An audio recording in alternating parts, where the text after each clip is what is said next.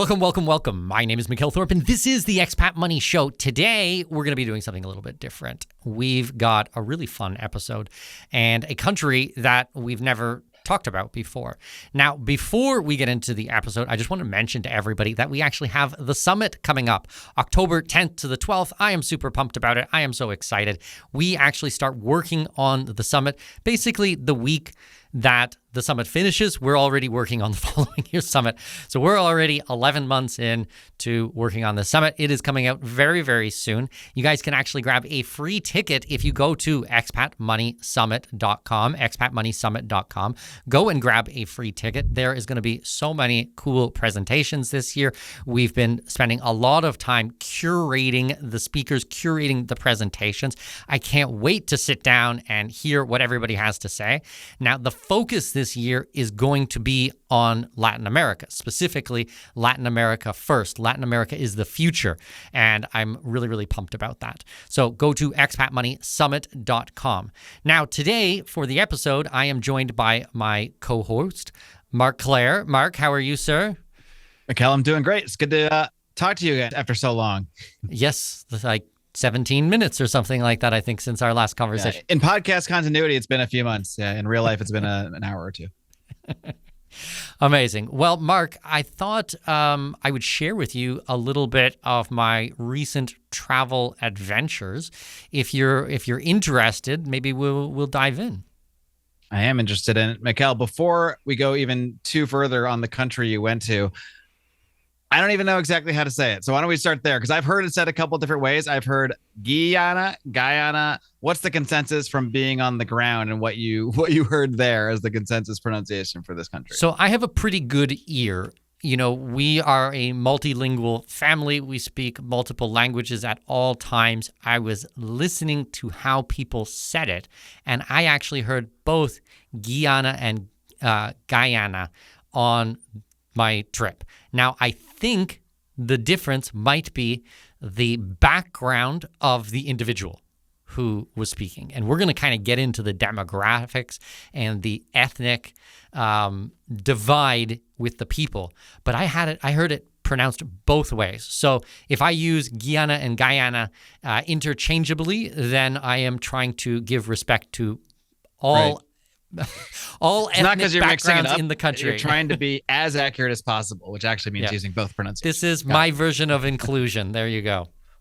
What I want to do actually first is kind of set the stage, because if people don't know like even where the country is or anything about it, then everything else I'm going to tell you in this episode is not going to make sense. So first of all, Guyana is in South America, all right? So it actually borders Venezuela, Brazil, Suriname, and Atlantic Ocean. So you have, which was British Guiana, then Suriname, and then French Guiana, okay? So three countries side by side in South America. However, it's not really a South American country, which is kind of random. Geographically, it is, but in reality, culturally, economically, it's a CARICOM country, okay? It's part of the Caribbean states. So that off the bat is very, very interesting. Now, it's the only English-speaking country physically located in South America. And I thought, well, this is very interesting because, you know, there's not all that many English-speaking expat destinations that people would want to move to, okay? Obviously, you know, the G8, the G7, you know, a lot of these are English-speaking countries. And then maybe we have Belize in Central America, but most of the countries in English-speaking world are not really, you know, expat hotspots, you know, at least for freedom-minded people like us who are trying to get away from taxation. So that's the first very, very important piece.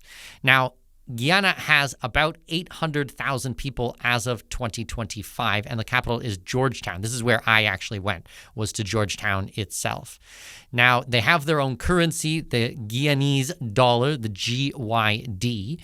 Now, I was able to collect some of them for my currency collection. We try to take some bills of everywhere that we're going, but I was able to use credit card everywhere I was there, so it was very easy to get by. Now, it was a former colony. As I said before, it was British Guiana, slightly different spelling, but they actually got their independence in 1966 from the UK, and then in 1970, it became a republic. Now, the current administration they were the incumbent. So this is Mohammed Irfan Ali.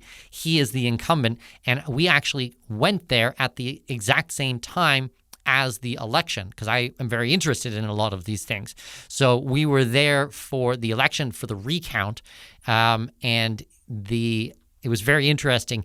He won, and then the opposition demanded a recount. They did a recount, and I actually, when I was in the business class lounge flying back, I met an economist from the United States who was invited down to Guyana to be an observer for the election. And so we talked for, I don't know, half an hour, 40 minutes, something like that, about the politics and the economics of the country.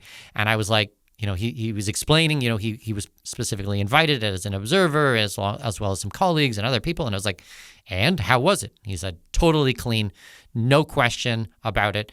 Definitely the person that they voted for, that they is the same gentleman who got in. So Irfan Ali, there was not, even the opposition couldn't really claim otherwise, which is not the case in some other countries like we saw in Brazil on the previous elections, and then some other stuff I won't mention in other countries. In certain countries that I think we can say it now, but I'll still play it safe. That stuff doesn't get you as banned as it used to, but we'll still be safe. Certain countries that yes, I may or may not. Certain large countries in the center of North America. There you go. I won't go any further. May or may not have a former reality show as president. There we go. I think they'll figure it out. Here's where it gets really interesting when trying to understand the country. Because it is a former British colony, the Brits are really good at / bad at, depending on, which side you're coming from, on country building, okay? So they brought in different ethnic groups to this country hundreds of years ago. So you're looking at the population around 40%, which are, call it Indo-Guyanese. So like Indian subcontinent, Pakistan, there's Hindi, there's Urdu, as languages and things like that. That's about 40% of the population. And then you have Afro-Guyanese, so like African slaves who came hundreds of years ago from the Dutch, because you have to understand this was a Dutch colony, and then there was a small war, and then the English took it over, and then they brought in other groups. Actually, another quick side note about the Dutch. The capital of Guyana is actually basically underwater, so it's below sea level, and the Dutch started building these seawalls. And I was like, of course the Dutch did. I mean, this is what they do. Like, why you couldn't just build on normal land? You need to try to reclaim land. And this was 500 years ago they were doing this. The Dutch showed up and just saw an awesome challenge.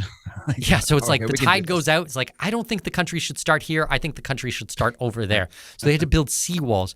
So now, I think it's 2.5, 3 meters basically under sea level, which is just so weird to see. And then they've replanted a lot of the mangroves and everything like that. So although it is a coastal nation, you can't actually see the water because you have this huge seawall and then mangroves that are like 5 meters high. And so you don't actually get sea views or anything like that.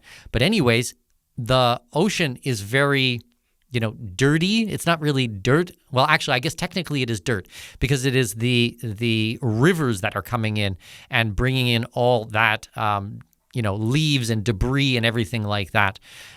So it's not like a Caribbean, turquoise water or anything like that. So it's this weird type of mix. Anyways, so we have the Afro-Guyanese, and then we have the indigenous Amerindians. That's about 10% of the population. And then we got about 20% more of the population, which is just a mixed bag. I think, we were meeting people and they're like, yeah, my father was Chinese and my mother was Hindi, but her parents were Muslims. And then I also have some black in there, some African. And it was like, everybody was kind of, and he's like, I'm Guyanese. And I was like, amazing. Okay. So, everybody is mixed together. But you're looking at a religion of like Christianity, Hindu, and Islam in this country. And then this shows up in so many different ways, like in the music, sometimes you'll see a church and then you'll see a mosque and then you'll see all these cultural things in the food. I think I mostly ate curry while I was there for 4 days was mostly curry every day, which I was not expecting at all. Not what I typically associate with a Caribbean or a Caribbean country per se. Yeah, it was, I'm trying to get my head around it while I'm there. And I'm expecting to go to a South American country. All right. That's what I had in my head. An English speaking South American country. And within like 10 minutes, I'm like, I'm not in South America. I'm in the Caribbean. But the religion. So we're looking at roughly about 57% of the population have a Christian background. Now that's broken down into different sects of Christianity. 23% are Hinduism, and then 7% are Islamic. And then you've got some indigenous and other types of beliefs that make up the remainder 13%. So to go back to our point about the British, they don't want a monoculture in their countries. They don't want, racial homogeny, all the same. They want lots of fighting factions, because if there's a lot of infighting, then they're much easier to control. And this is definitely what we're seeing in this country. A lot of infighting between the different groups, and different political parties are different religions, different backgrounds, different ethnic divides, which really shows you why in 2025, even with all of these things going for them, the country is a bit of a mess, hinting at before. I mean, my most interesting observation from that is that, what you're describing, that might be the British Empire's playbook for their colonies historically and countries that they try to control. But it actually seems that is their domestic playbook in the last 5 to 10 years, is to actually create that same internal division, which could lead to a whole bunch of tangents and questions that we're not going to tackle on this episode. But it is the first thing that came to mind when you described that. Very astute, Mark, because that's exactly right. What they're doing in the UK, this is not new. They have honed this and they have practiced this around the world for hundreds of years, and now they're bringing it home. That is truly terrifying in reality. Absolutely. And then we're certainly seeing it play out on the streets and in various forums in the UK. So that is a situation we've discussed before. And all we can say is we love our UK friends, and we hope you'll come join us in greener pastures. I was wondering what it actually feels more like if it's sort of politically in the Caribbean. It is more of a Caribbean feeling country overall. Through and through and through. And I think to actually drive there, okay, I think you can drive to the neighboring countries, but you can't really get to Brazil or the greater South America region, although I did hear that they are going to be building roadways to Brazil through the Amazon. Now, I was just in the Amazon a couple of weeks ago in Manaus, in the center of the Amazon in Brazil, and that is a city of 2 million people, which is basically an island in the middle. I say an island, it's not surrounded by water, it's surrounded by jungle on all sides. So I think it would be very interesting if they were to connect proper with Brazil and be able to get goods shipped up from Brazil, because as you will see in today's story, they do not have access to a lot of goods. Okay, now 85% of Guyana is rainforest. All right, so you basically have this little strip, a little bit inland, where they're producing a bit of their own food, but 85% is dense rainforest jungle. Now that's intense, okay? Now, I actually had a chance to leave Georgetown, and we took a small airplane, a prop plane, to Kaieteur Falls, which was about an hour and 10 minutes flight. And it was specifically just to go and see these waterfalls. So we actually did like a couple of, passes of the waterfalls as we flew in. And it is the world's tallest single drop waterfall. So not a cascading waterfall where it's going down, single drop waterfall. And it was so tall that I couldn't even see the bottom. Now, if I had gotten right up to the edge, maybe I would have been able to see the bottom, but I like to stay a couple of feet back with 4 children and a wife and a mother that I support, as well as a, lead of team of roughly 30 people. I don't need to be going too close to the edges.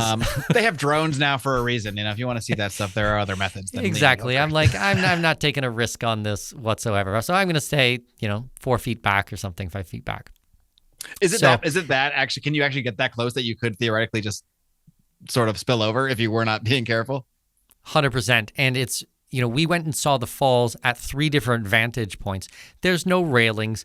It's pretty, sandy and, gravelly to go up there, and you don't have the most sure footing. And I'm like, I'm not going to get so close to get a better picture. Like I like good pictures, but I like being alive a lot more. So For sure. I'm going to just kind of step back. So in all of the photos, and I'll put them out on our Instagram for Expat Money Show. I highly suggest you guys go and check them out. You'll see this huge waterfall, but you won't see the bottom.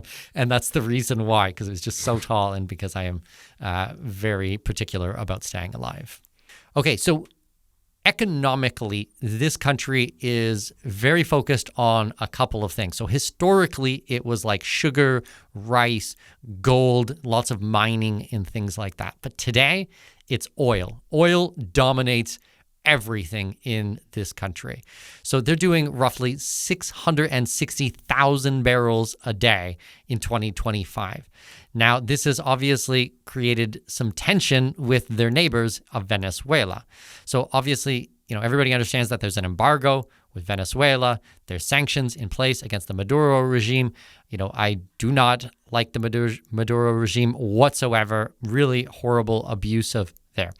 But I don't know, Mark, did you ever see the movie There Will Be Blood? And it's about the Texas oil reserves going back, a couple hundred years. Yeah.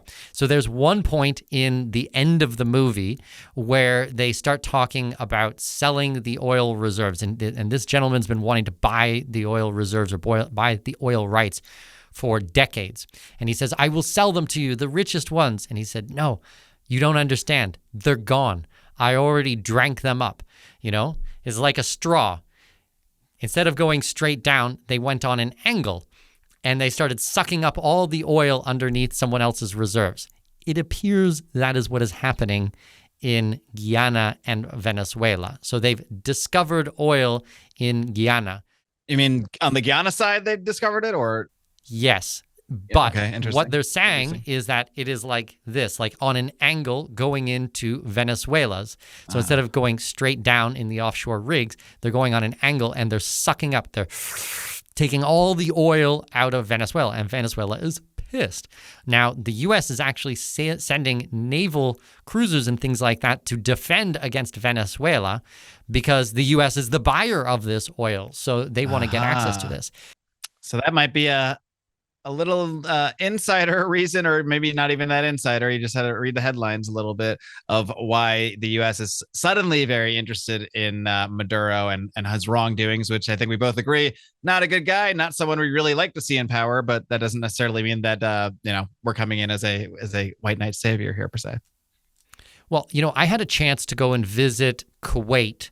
I want to see 18 years ago, something like that. And that's basically what happened in the first Gulf War. Was Kuwait was sucking up the oil of Iraq, and Iraq was pissed, and they invaded Kuwait. And then the U.S. stepped in and then wiped the floor with Iraq in record time. But this was the reason why, because they were sucking up the oil from underneath their borders, underground. So we've literally seen this before. This is like part of the playbook. To a T. Yeah. Exactly. Very interesting. And so the U.S. steps in. So they found this oil in 2015. But you can imagine it's not like you find oil and then the next day you're super wealthy, right? Like you need time for Exxon to go in and to build the offshore oil rigs and all of these things and negotiate. So now the money is starting to flow in, but it hasn't started trickling down yet. And I definitely noticed this in my time there. This is the fastest growing GDP per capita in the world. They're getting somewhere around 40 to 45% annual GDP growth increase. That is nuts. Now, their PPP for GDP is somewhere around $94,000. That is huge for a small Caribbean country, okay? Now, the everyday people, they're not yet seeing this, but I think that they will. I'd say give it another 5 or 10 years and the standard of living will go up. But right now, not so much. All right. And I don't know a lot about this country, but probably if anybody has heard of Guyana or Guyana, it's likely they've heard of it in conjunction with a very infamous event. So, do you want to talk a little bit about that? So, the incident, and I'd say this is what most people will think of when you say the word Guyana, and that's Jim Jones. He was the leader of the People's Temple, which was a cult founded in Jonestown in 1974 in the remote northwest jungle of Guyana. So not where I was, but in another area of Guyana. Now, he actually convinced followers, mostly from the United States, to move to Jonestown. And he was promoting it as this socialist utopia, free from racism and capital oppression. He was the original expat consultant, Mikkel. Come on, I got a place for you guys. Check it out. The socialist utopia, against capitalism type of expat consultant. So, 1978, over 900 members live in this settlement, and they're totally isolated from the outside world. However, they started having some rising tensions, and there was these massive reports of abuse and forced labor and members being held against their will, and all of these things actually reached the authorities in the United States. So then in November 1978, U.S. Congressman Leo Ryan traveled to Guyana with journalists and concerned relatives to investigate, what is going on here? So some Jonestown residents asked to leave with him, which kind of really upset Jones and his loyal guards, okay? Then on November 18th, 1978, at the nearby port of Kaituma airstrip, Jones' arms followers ambushed Ryan's groups, the congressman's groups, and Congressman Ryan and 3 journalists and a defector were all killed. They murdered them, okay, in these jungles. Then a couple others were injured, but they were able to escape. So after this, Jones told his followers that the U.S. forces are going to come for them, framing it as the end days, all right? So then back at Jonestown, Jones orchestrated a mass revolutionary suicide. So followers were given a drink laced with cyanide and sedatives and all this flavoring.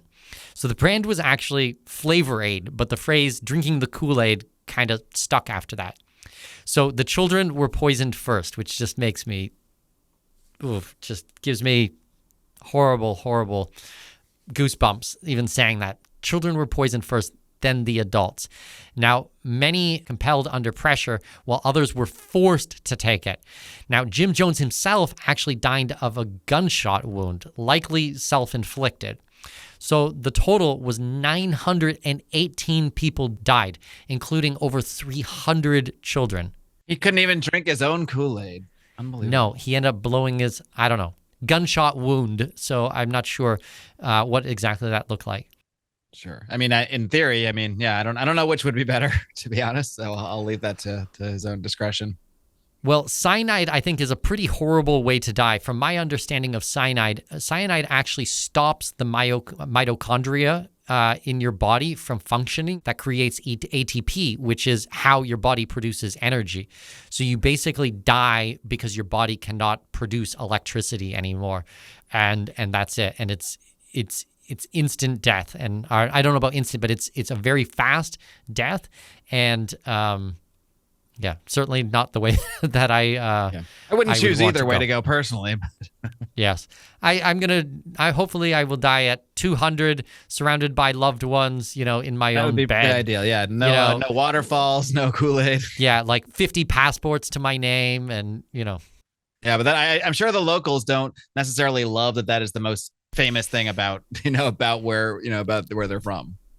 So, I ask questions. I like going to countries and asking questions. Yeah. So I actually started just quizzing all the taxi drivers and guides and everybody that I was with about this. So the only thing I ever knew about Guyana was, and they'd be like, Jonestown. I'm like, yeah, how'd you know? Yeah, we know. So then it wasn't like they were. It's like Colombia. Oh yeah, tell me about Pablo Escobar.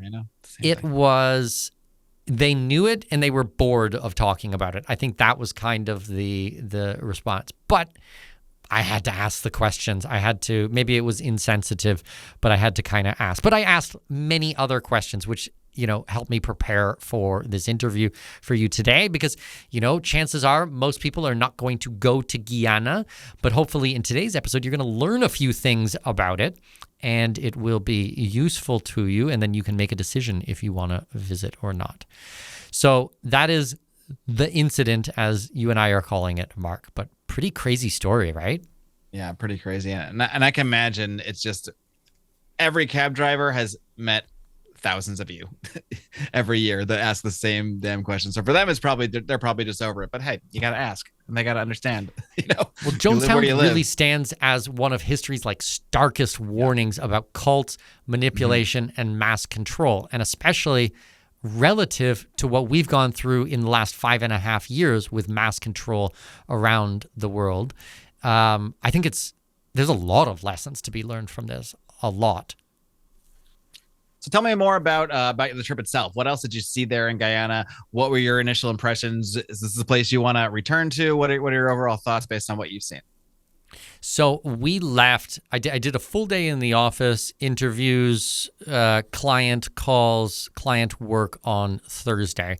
And we ended up catching a direct flight from Panama City on Copa Airlines to Guyana to Georgetown. Now, I am a Copa Platinum member, so I got upgraded to business class. Usually my rule is if the flight's 4 hours or less, I just do economy, and if it's over 4 hours, I do business class. But most of the time I do economy. I almost always get upgraded. So I was in business class. Now, going through the airport was very easy, was quite fast. They did have me do a digital declaration when I got there. The annoying thing was I had to do it for every family member. And I was traveling with my wife and with our newborn. And I actually had to do it for my daughter as well. So we went, that took 5 minutes to fill out because my wife did it in advance, but I didn't see the notification. So I did it while waiting in line. Not a big deal, but went through, and then we had a transport waiting there for us, picked us up. And, I was kind of expecting, when I asked him how long to the hotel, I expected, 5 minutes, 10 minutes, something like that. It was like an hour and 20 minutes to drive from the airport to our hotel. And it's all road work. They're basically expanding the connection, the roads from the airport into the city. So it's so bumpy. And I'm sitting in the back seat and it's so bumpy. You can't see anything. It's the middle of the night. I think it's 2 a.m. or something like that. And I start to get, rather car sick because I have no idea what's going on. So I moved to the front. It was a little bit better, but the roads were rough as guts, like horrible, horrible, horrible. But we got checked in and we were staying at the Aden Best Western, all right? A Best Western in Guyana. Now, Best Western is not my hotel of choice, but they were That's a very diplomatic little way to put that. There's Let's just say Best no Western isn't options sending there. their best, typically. Oh my God. There's no options there. But this was a brand new hotel. Pictures looked nice, so we thought we would check it out. And to be honest with you, it was very nice. However, it was roughly $350 a night for a Best Western. That just will set the stage of the cost of going to Guyana, okay? So we were there, I think we were there 4 days, 3 nights. So well over $1,000 for the hotel at a Best Western. We got in. Next morning, we had a late start. We just kind of relaxed a little bit in the morning, and then we did a half-day tour through the Old Town. And the Old Town is not like, Panama's Old Town, like Casco Viejo, so romantic and beautiful, and, these old stone buildings and Jesuit monasteries and museums and things like that. This is all built out of wood. So their old town is basically dilapidated, falling apart, rotten, wooden structures on stilts because once again, we're below sea level. So basically everything is on stilts in this country and it's all just rotting. So it was not very beautiful. We visited the seawall and we got to see the beach, but it was like a piece of sand and then the seawall in front of you, and then you can't really see the ocean or anything. The guides were very excited about this gazebo, which was called Kingston Gazebo, was because the Queen of England in 1902 came and visited Guyana, and they commemorated that with a gazebo, and they keep painting the gazebo. And he pointed out the gazebo to me 83 times on the tour. It was like their most proud thing that 123 years ago, the Queen of England came and visited them. And it kind of sounded like that was like the last time anybody had visited them from the Our royal last families. memorable guest. 83 years ago. It's their version of everyone comes and wants to hear about Jonestown. They're like, yeah. Anyway, have you seen the gazebo? They need everyone to see that gazebo. And I mean, it was just like a pretty plain, normal gazebo. But it was the highlight of the tour there, ladies and gentlemen. The highlight of the tour, at least by my guide's recommendation. It was funny because we drove up to it, we got out, we wanted to take pictures, then we walk around it, and then we went somewhere else, and then, he'd point it out again, and then we would go somewhere else, and then we'd come by, and they'd be like, oh, there's the gazebo again, this is the King's End, and then he'd tell me the whole story, hey, kids, and then we'd zip by it, and then in the distance, there it is, if you squint, that's the gazebo. It was like, gazebo, wave gazebo. goodbye to the gazebo. Yeah. So, if you're going to Georgetown, don't miss the gazebo. Anyways, we went and saw many different churches. We saw all the different government buildings and the ministry of this and the ministry of that and the president's house. And because the president, this is his second term, and he was just elected, and we were there for the recount and everything like that, they were painting and making that all very nice for the inauguration, which was happening. And we were also there for a large Islamic holiday that was going on. So the town was, most people were on holiday. We didn't have a lot of traffic, which was nice, but a lot of things were closed as well. So we didn't really get to do any shopping. Not that I'm a big shopping nut, but, we went to the market. We saw some fruits and things that I'd never seen anywhere in the world. So we purchased some different fruits and tried different things from the Amazon. So that was kind of interesting. So after 4 or 5 hours of this, we went to the zoo and we got to see some of the wildlife that is in the Amazon under captivity, which was kind of cool because, we like the birds and things like that. So it's good to get some good photos and things. Not that I'm saying it's totally humane, but I mean, it is what it is. Then the next morning, so that night we ended up actually just staying in the hotel. Mark, get this. I had a hamburger. I sent you a picture of it. It was a hamburger. I had to do gluten-free because I'm a celiac, so no bun. It was a piece of meat with a bit of cheese and bacon and a tiny little bit of French fries, and it was $50 US plus tax and tip. $50 US for a burger. No drink? Holy moly. No drink. I mean, drink was, amazing. I had a sparkling water. I think they were like $5 a piece or something like that. And then, yeah, so I think it was probably $130, $140 for my wife and I to eat some pretty basic fare. So Guyana, not necessarily a place for a quote unquote cheap weekend getaway per se. Not at all. And I mean, even the drive to the hotel, I think was like $70 US for the hour or $80 US or something like that. And then $350 for a Best Western. I mean, prices added up fast. I'm curious, just on the subject of, the geopolitical situation around the area, with the U.S. getting involved or showing interest in what goes on in Venezuela, and with the knowledge that they're probably in some way influencing the extraction of the oil, I think would be a very light way to put things. That they probably have their ear on somebody. Do you see this country being affected by whatever goes on in Venezuela? Do they deal with Venezuelan migrants or anything like this? So we did talk to one of the taxi drivers about this a little bit. I tried to talk to my tourist guide about it. He was really only interested in talking about, this 3-spotted toad and this bird with this color breast. And, he's doing a city tour and, during the election time, but only wants to talk about the wildlife. And I was like, so I didn't get much out of him. But my understanding was up until the last couple of years with this problem with the oil, they loved Venezuelans and had a very good relationship with Venezuela. And we actually met some people that were Venezuelan who were working at the hotel. So I think on the the populace, they don't have any problem with Venezuelans. And Venezuelans, to be honest with you, are known in South America as very hardworking people, very diligent, very warm people. The populace, I have Venezuelans who work for me. I have 3 Venezuelans, 1 in my household for my estate and 2 for my company. And they are the most quality human beings you will ever meet in your life, just like on every level, just like the greatest people. But once again, obviously, there's a lot of them here in the U.S. too, and yeah, they're always the same type of person in a very good way. In a very good way. Once again, the problem is the government. Government is foul. So I don't think that anybody had any trouble with the Venezuelan people being in Guyana. And in reality, it looks like Guyana needs a lot more labor, especially skilled labor, and Venezuelans usually would be classified as skilled labor. Up until the last 2 regimes there, it was actually the wealthiest country in all of South America.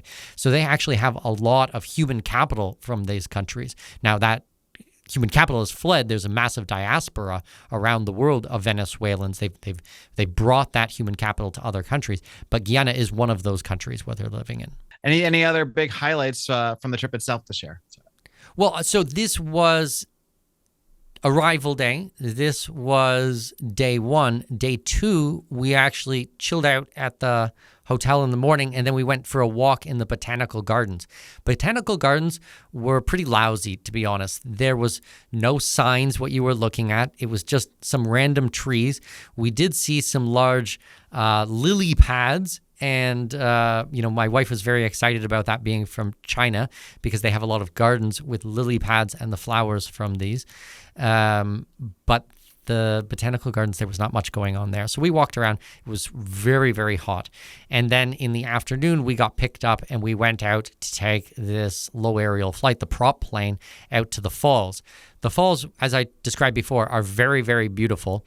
It was quite funny while we were there. There was another flight that arrived right when we were about to leave, and they were bringing in, the whole flight was cinder blocks. That was it, a flight of cinder blocks. So they were unloading them because they're trying to expand this visitors center. I think they were actually building new washrooms there. I thought they were flying to a U.S. protest. Sorry. It was pretty amazing to see because it's this waterfalls in the middle of nowhere, super, super, super remote, and no connecting buildings, nothing there. They have to fly everything in. But the flight was full. So I was happy to see that. The airport was actually not the airport that we had arrived in. It was a smaller, more regional airport, and it was so basic. I'll have to share these photos with you. The check-in is looks like an old rundown warehouse. It's not a check-in at all. And then you have to go through immigration, but you're not actually leaving the country. And the security guard who did our check-in and the x-ray was also the one who had to run over afterwards and unlock the doors so we could go out to the airplane. So they're all playing double duty. It was pretty basic, let's say. But we went and saw the waterfalls, which was gorgeous, and then we made it back safely into Georgetown. We just chilled out that night because it had been a very, very long day, and then we flew home the following morning. But we had lots of opportunity of talking to people at the hotel, the taxi drivers, visiting the different places. So yeah, interesting, very interesting. Well, I'm sure what a lot of people are thinking, is this a country, from hearing your description of the weekend, it's probably not a place you're just going to go randomly vacation for no reason, but especially considering all the changes going on in the Latin America in general, is this a country that is it a place where expats would want to go right now? I have a feeling I have an idea of the answer, but I am curious maybe more of how you see it in the longer term, 5-10 years from now. So one of the reasons that I wanted to go to Guyana was because of this influx of capital from the oil markets, okay? I lived in the Middle East for almost a decade. I saw what oil can do to transform a country. So I wanted to understand this. And then we knew that there was these elections and everything like that going on. So, and it's an English-speaking country, so I wanted to actually go over. Now, the gentleman who got in, Irfan Ali, he was the second Muslim president in South America. I think Trinidad and Tobago was the first one, and then Irfan Ali. So I wanted to kind of go and see what was going on there. And I thought, actually going in, people had described him as a right-leaning. But when I started digging into it, the PPP, his People's Progressive Party, is actually a center-left party. And it actually has Marxist roots founded back in 1950. So, but when everybody I talk to, they're like, yeah, he's right-leaning, he's pro-business, everything like that. So I think it's a little bit, people are confused. He's pro-oil, he's pro-big business and pro these types of things, but I don't think he's really pro-business in the way that I would use the term, like entrepreneurship, small business owners, things like this. So I wanted to go in, but I guess, before I answer your actual question, you have to understand that up until now, you had the executive branch rowing in one direction, which was a little bit more pro-business. But then you had the municipal and the state governments, which were more labor, more left-leaning, okay? So the executive branch would be pushing for cleaning up all these things, and then the left would be like, want to make the executive branch look bad. So they don't do anything for garbage collection. The place looks disgusting. There's trash everywhere. It's very dirty. The infrastructure is horrible. But instead of, trying to better their country, they're trying to make the other side look bad. Now, as of this administration, this term, both the executive and the municipal and state are all on the same side. So now what it means is they're all going to be rowing in the same direction. So my prediction is that over the next 5 years, this country is going to get drastically better. I think that a lot of the problems they have right now that I witnessed this last weekend will be gone. Now, I wouldn't consider Guyana a developing country. I would consider this a pre-development country. It's before a developing country. Like they say Panama is a developing country. Panama is so far advanced of Guyana, it is not even funny. It is not put them in the even same category, right? Same category. You could not list these countries side by side. I'd put Guyana as pre-development, before anything has happened. 500 years people have been there, and it is just nothing's really going on. Now, I would say with the influx of oil, with the government straightening themselves out, with the re-elected president, I think that over the next 5 years, we're going to see some momentum. However, I don't invest in pre-development countries, all right? I am early, but I'm not that early. I'm looking for the inflection point, okay? It can go sideways for years, for decades, all right? I want to be there, not the moment, not like before it goes up or in the future it will go up. I want to go at it when it starts to go up. And so you have to see that there is a direction it's going in. It can't just be sitting there hovering with nothing going on. Exactly. You need to see that inflection point take hold. Now, am I going to miss the first 20%? Am I going to miss the first 40% of the GDP growth? Yeah, maybe. But I'm not going in for 20% or 40% or whatever it is. I'm going in for the next 1,000%. And what I don't want is a negative return. Rule number 1 is don't lose money. Rule number 2 is please see rule number 1. So I want to be there at the inflection where the chance of things going down are extremely low, but the upside potential, 90+% of it is in front of you. I'll get rid of that first couple of percent for those really, really speculative types of investors. So I'm not going to cross Guyana off the list, but I probably will not be speaking about this country again for the next 3 to 5 years. And then we'll take another look in that time frame and see if it is time to invest in, or I'm sure it won't be moved to in the next 5 years. Maybe in the next 15 years it would be moved to, but maybe there could be development there over the next 5 years. So that's my prognosis of Guyana. Just out of curiosity, if someone does get inspired by this episode and they really, not only do they want to see the gazebo, they just like, what, I want to live next to it. Do they have residency programs that are available to foreigners? Is this even a thing in that country? To be honest with you, I ddidn't even get into that because what's the point at this point? It's not even, I talked to them a little bit about the taxation there. They have a 14% VAT in the country. There is income tax. There's these types of things, but it's not it's not worth it to go down the rabbit hole on all of those types of things, because in 5 years, it will all change anyways. And I'm not going to be relocating there. I'm not going to relocate any of my clients or do any of these things for at least 3 to 5 years. And maybe we'll start making just a bit of money in the country. But the immigration stuff, it'll all change in 5 years. So there's no point. Right. Exactly. Yeah. So very much a big keep your eye on it type of country for us. Yeah, I would say sit on your hands and do nothing. Don't think about it for 3 to 5 years. And then let's have another conversation. Maybe, we're at 400 episodes, somewhere around there, maybe episode 600 or something like that. We'll come back and do.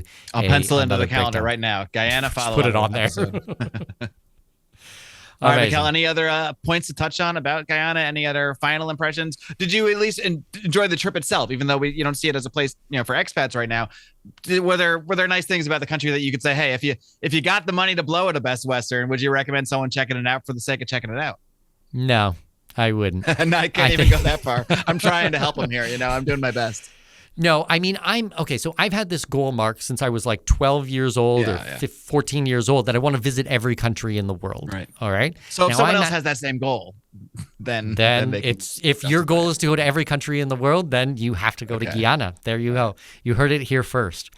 No, it's a real country. You got to go if this is your goal, but I wouldn't suggest this at this point. It's completely pre-development, pre-investment stages, and the waterfalls are beautiful, but there's more beautiful waterfalls. I mean, there's other places. You can come to Paraguay with us and see the waterfalls there.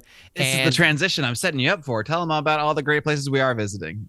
So we are doing a trip to Paraguay. We've actually just released our dates for 2026 Paraguay trip. Now, the trip that we're doing right now, we're at like 40 people. We're at beyond capacity for this tour.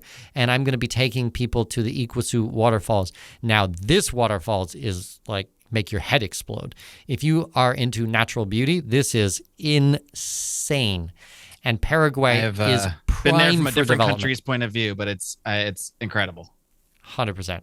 So I'm really excited about that one. Go and check out actually our Paraguay trip, expatmoney.com/Paraguay. The dates are listed on there, and it's a first come, first serve.